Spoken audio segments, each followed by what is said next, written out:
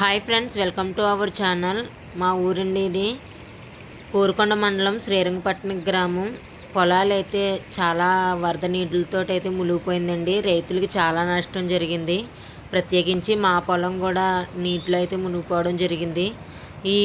దీని గురించి మా మావయ్య, మా ఆయన గారు, మా ఇంట్లో వాళ్ళందరూ కలిసి పనిచేసి బస్తాలు అయితే వేసి చాలా కష్టపడ్డారండి. ఇలా కాదు, మా వాళ్ళనే కాదు, మా ఊళ్ళో ప్రతి రైతులు కూడా రోజు చాలా కష్టపడి బస్తాలు వేసి నీరుని అయితే ఆపడానికి ట్రై చేశారు. కానీ ఆ పొలాల్లోంచి నీరు అయితే పారేస్తుంది. రైతులకు చాలా నష్టం అయితే జరిగిందండి. చూడండి ఎలా పారేస్తుందో నీరైతేని, చూస్తున్నారు కదా. చేని నుంచి ఇలా పారేయడం వల్ల చాలా నష్టం అయితే జరిగింది. ప్రత్యేకించి చిన్నతర రైతులు కూడా బాగా నష్టపోయారు. ఈ ఎర్రనీళ్ళు రావడం వల్ల అదే ఉడుస్తాం కదండి, ఆ ఉడిచిన మూనలు అయితే పైకి లేసిపోయి చాలా నష్టం అయితే జరిగింది. మాకనే కాదు, మా ఊళ్ళో చాలా రైతులకు అలాగే జరిగింది. కాలువలు ఫుల్గా రావడం వల్ల, ప్రాజెక్టులు వదిలేయడం వల్ల చాలా నష్టం అయితే జరిగింది. చూస్తున్నారు కదా, ఎక్కడ కూడా ఉడిసింది అయితే ఎక్కడ కనిపించలేదు. మొత్తం అలా వాటర్ ఎక్కువగా కనిపిస్తుంది. ఇదైతే మా చేనండి. సగం వరకు, 1 ఎకరం వరకు అయితే మునిగిపోయింది మాది. మిగతాది కొంచెం మొలలు అయితే కనిపిస్తున్నాయి, చిగుర్లు. వాటర్ చూడండి ఎలా పారేస్తుందో.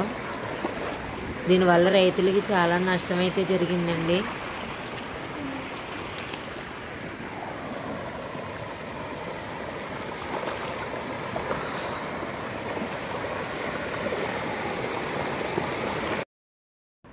చూస్తున్నారు కదా, వాటర్ ఇలా వస్తే ఇంకా పొలాల మీద నుంచి అలా పారుకుంటూ వెళ్ళిపోయిందన్నమాట.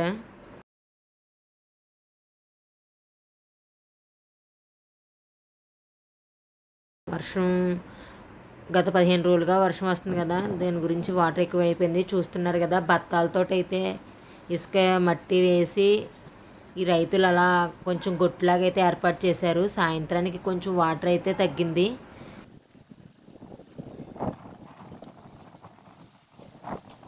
వర్షం ఇంకా బాగా పూర్తిగా తగ్గి కొంచెం వాటర్ అయితే బాగా తగ్గాలని మనస్ఫూర్తిగా కోరుకుంటున్నాను. రైతులకి ఎటువంటి నష్టం కలగకుండా ఉంటేనే మనకి మంచి ఆహారం అనేది దొరుకుతుంది.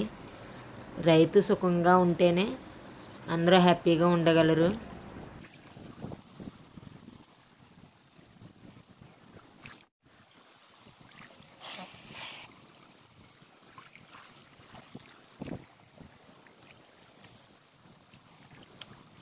ఇంత కష్టపడి రైతు అయితే పంటలు పండిస్తారు, కానీ మన వాళ్ళు చీప్గా చూస్తారు రైతు అనేవారినప్పటికీ. అలా ఎవరూ చూడకండి ప్లీజ్.